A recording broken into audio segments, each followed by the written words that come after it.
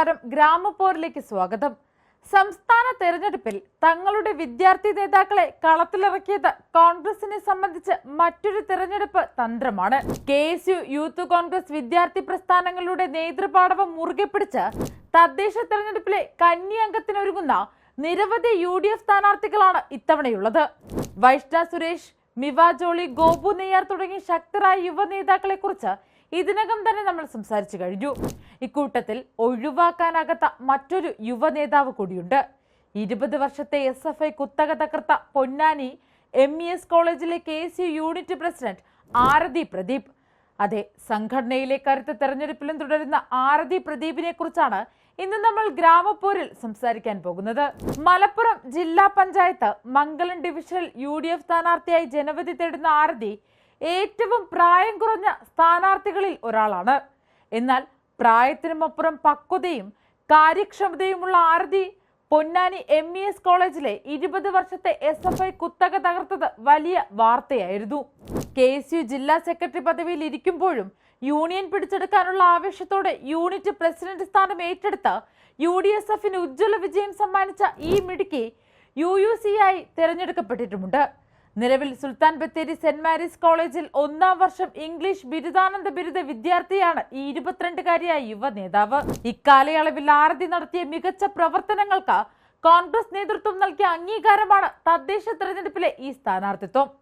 മാത്രമല്ല, പുതിയ തലമുറയോടും വിദ്യാർത്ഥി സമൂഹത്തോടും കോൺഗ്രസിനും UDFനുമുള്ള പ്രതിബദ്ധത കൂടിയാണ് ആരതിയുടെ സ്ഥാനാർത്ഥിത്വത്തിന് പിന്നിൽ. അറിവും കഴിവും കൊണ്ട് സംഘടനാ പ്രവർത്തനത്തിൽ മികവ് തെളിയിച്ച ആരതി വിദ്യാർത്ഥി ആയിരിക്കുമ്പോൾ തന്നെ മത്സരിക്കാൻ അവസരം ലഭിച്ചത് അത്ര ചെറിയ കാര്യമല്ല. തീർച്ചയായും ജില്ലാ പഞ്ചായത്ത് പോലെയുള്ള ഭരണസമിതിയിലേക്ക് കടന്നു വരാൻ അവസരം ലഭിക്കുമ്പോൾ പുതിയ തലമുറയുടെ ചിന്തകളും കാഴ്ചപ്പാടുകളും പ്രകടിപ്പിക്കാനുള്ള അവസരമാണ് ഇതുവഴി ആരതിയെ പോലുള്ള യുവ നേതാക്കൾക്ക് ലഭിക്കുന്നത്. മലപ്പുറത്തെ ഇടതുകോട്ടയാണ് മംഗലം ജില്ലാ പഞ്ചായത്ത് ഡിവിഷൻ. ഈ ഇടതുകോട്ട പിടിച്ചെടുക്കാനാണ് ആരതി പ്രദീപിനെ തന്നെ UDF രംഗത്തിറക്കിയത്. പൊന്നാനി MES കോളേജിൽ SFIയുടെ കുത്തകയായിരുന്ന സീറ്റിൽ വിജയിച്ച് UUC ആയ ചരിത്രം ആരതിക്കുണ്ട്. ആ ആത്മവിശ്വാസവുമായാണ് തദ്ദേശ തെരഞ്ഞെടുപ്പിലും ആരതി ഇറങ്ങിയിരിക്കുന്നത്. അഭിനേത്രിയും ഗായികയും കൂടിയായ ആരതി വ്യക്തമായ രാഷ്ട്രീയം പറഞ്ഞാണ് വോട്ടർമാർക്കിടയിലേക്ക് ഇറങ്ങിയത്. വികസനത്തിന് സാധ്യതകൾ ഏറെയുള്ള ഡിവിഷനാണ് മംഗലം.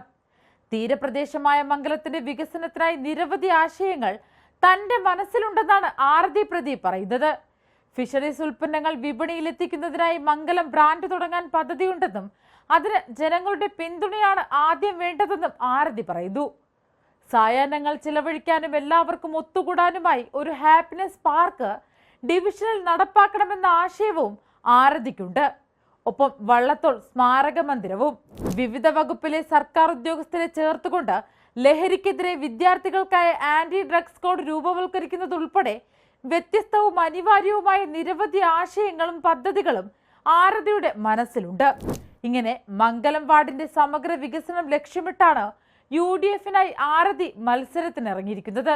എളിമയും ജനങ്ങളോടുള്ള സമീപനവും പ്രവർത്തന മികവും ഒപ്പം വ്യത്യസ്ത കാഴ്ചപ്പാടും കൊണ്ട് ഇതിനകം തന്നെ മംഗലം വാർഡിലെ ജനങ്ങൾക്ക് പ്രിയപ്പെട്ടവളായി കഴിഞ്ഞു ഈ യുവ സ്ഥാനാർത്ഥി.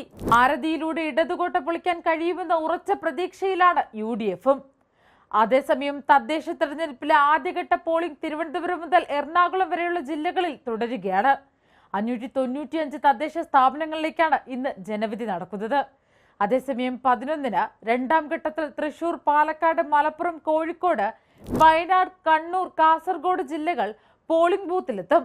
സംസ്ഥാനത്തുടനീളം അന്തിമ വിധി എഴുതാൻ വോട്ടർമാർ പോളിംഗ് ബൂത്തിലെത്തുമ്പോൾ ശക്തരായ സ്ഥാനാർത്ഥികളെ രംഗത്തിറക്കിയുള്ള പോരാട്ടത്തിൽ ഏറെ പ്രതീക്ഷയിലാണ് കോൺഗ്രസും ഒപ്പം മറ്റ് മുന്നണികളും. കൂടുതൽ വാർത്തകൾക്കും വിശേഷങ്ങൾക്കും ഞങ്ങളുടെ channel like, share and subscribe ചെയ്യുക. കൂടാതെ സബ്സ്ക്രൈബ് ബട്ടണിലെ ബെല്ലൈക്കൺ ഇനേബിൾ ചെയ്യാനും മറക്കരുതേ.